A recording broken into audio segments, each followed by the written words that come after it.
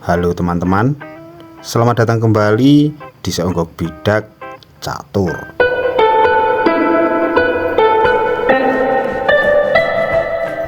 Bagaimana kabarnya kalian hari ini? Saya doakan semoga kalian dan keluarga senantiasa diberikan kesehatan, kemurahan rezeki, dan dimudahkan segala urusannya. Pada kesempatan kali ini, saya akan membahas tipis-tipis permainan catur antara Magnus Carlsen melawan Thorstein Bye. Permainan ini terjadi pada 13 April tahun 2006. Thorstein Bye, pria kelahiran Oslo, Norwegia. Ia lahir pada tanggal 3 April tahun 1979. Yang membawa saya untuk yang membawa saya untuk membahas permainan ini adalah karena permainan Magnus Carlsen yang sangat epik, kalkulasi yang matang, dan kombinasi perwira yang sangat di luar nalar saya. Oke, langsung saja kita ke permainannya. Magnus Carlsen putih, Thorstein Bye hitam. Magnus Carlsen memulai dengan pion E4, dibalas Bye pion E5. Kuda putih ke F3 menyerang pion, lalu kuda hitam melindunginya di C6. Ruy Lopez dipilih oleh Magnus Carlsen. Gajah terang pergi ke B5 menyerang kuda, dan kuda hitam satunya pergi ke F6 menyerang pion di E4. Pion putih melindungi di D3, lalu hitam pionnya ke D6 melindungi pion di E5 sekaligus memberi jalan terhadap gajah terangnya. Magnus kini melakukan rokade pendek di jawab hitam pion G6 memberi jalan terhadap gajah gelapnya Fianchetto. Giliran putih, kini ia mengajak bermain terbuka dengan membawa pionnya ke D4 menawarkan pertukaran. Penawaran diterima, pion hitam memukulnya dan Magnus tidak membalas memukulnya. Ia memilih membawa pion E ke E5 menawarkan pertukaran di peta tersebut sekaligus mengancam kuda hitam, sehingga hitam memukul pion E5 dan dipukul balik dengan kuda Magnus Carlsen. Melihat kuda dan gajah Magnus Carlsen berada di garis yang sama, sehingga menteri hitam pergi ke D5 mengancam kuda sekaligus gajahnya. Magnus Carlsen memilih membawa bentengnya pergi ke E1, bukan hanya berfungsi melindungi kuda, namun juga melakukan ancaman discover skak. Tidak mungkin menteri hitam memilih memukul kuda, dan jika ia memilih memukul gajah terang putih, maka kuda putih akan memukul kuda hitam di C6, discover skak, dan setelah gajah terang hitam menutup, kuda putih memukul pion hitam di D4 mengancam menteri sekaligus gajah terang hitam. Oleh karena itu, hitam tidak memukul dua-duanya. Ia membawa gajah terang hitam pergi ke E6, namun tetap saja kuda putih memukul kuda hitam di C6, pion membalas, dan kuda putih satunya pergi ke C3. Wow, jika dilihat secara kasat mata, kuda putih ini mengorbankan dirinya.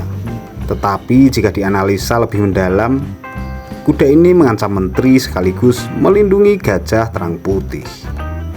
Di posisi ini, jika pion hitam D memukul kuda, maka menteri putih akan memukul menteri hitam. Pion hitam di C6 tidak bisa membalasnya karena ia sedang dipin oleh gajah terang putih. Pun begitu dengan gajah terang hitam, ia tidak bisa memukul balik karena sedang dipin oleh benteng putih, sehingga jalan satu-satunya ia bisa memukul balik dengan kuda di F6. Lalu diteruskan gajah terang putih memukul pion di C6 skak benteng sekaligus mengancam kuda hitam. Sampai di sini tentu hitam akan kalah perwira. Oleh karenanya, hitam tidak berani memukul kuda di C3. Ia memilih menggeser menterinya pergi ke C5.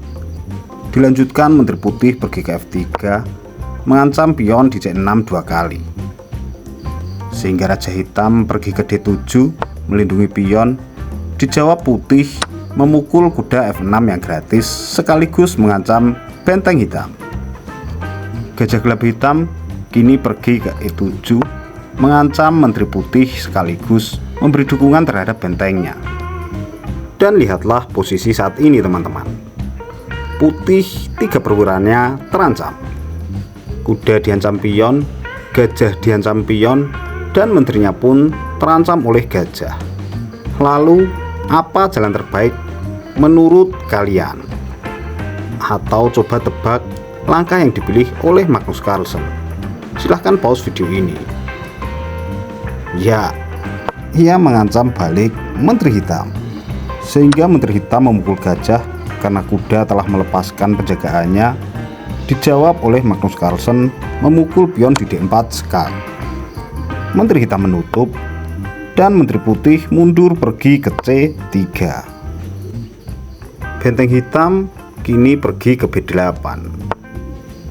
Gajah gelap putih ke G5 menawarkan pertukaran sekaligus menautkan benteng putih, sehingga benteng putih bisa melakukan kuncian terhadap Menteri Hitam atas rajanya.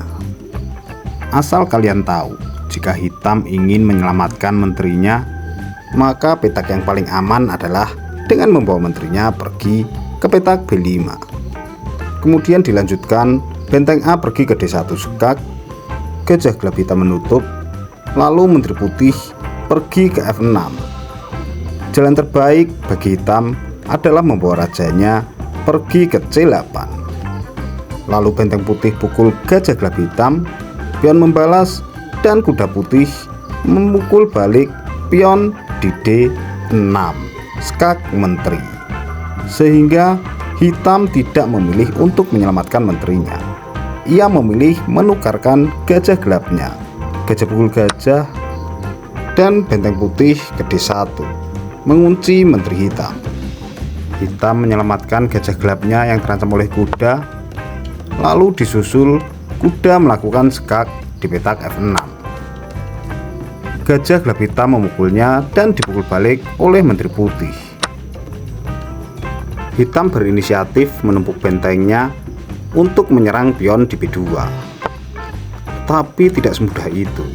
Pion maju ke B3 dan Raja Hitam pergi ke C8, meninggalkan menterinya yang sudah tidak berguna. Sehingga langsung saja saatnya Putih memukul menteri di D5. Benteng pukul menteri dan pion hitam membalasnya. Dan lagi-lagi Magnus Carlsen menemukan langkah yang brilian. Ya, ia membawa bentengnya memukul gajah terang hitam di petak E6. Benteng pukul gajah, pion hitam membalasnya, sehingga langsung saja menteri ke F8 skak. Dan sampai di sini hitam memilih menyerah, mengaku kalah. Terus standby memilih menyerah bukan tanpa alasan, karena selain melakukan skak, Menteri Putih juga sedang mengancam benteng hitam, sehingga bisa dipastikan benteng hitam akan hilang satu. Satu benteng melawan satu menteri adalah hal yang mustahil untuk bisa menang. Ya, walaupun masih terlalu banyak kemungkinan, tetapi seorang master tidak mungkin akan menunggu lawannya melakukan blunder. Lalu jika permainan ini diteruskan, kurang lebih akan menjadi seperti ini. Raja Putih menghindar ke D7, lalu benteng di B4 dipukul oleh menteri.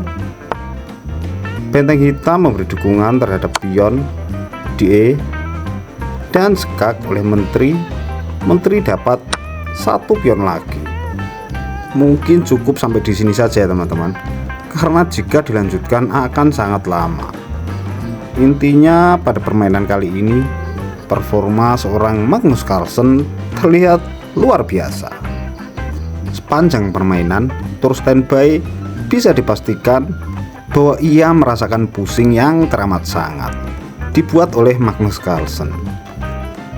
Oke, baiklah teman-teman, selamat untuk Magnus Carlsen.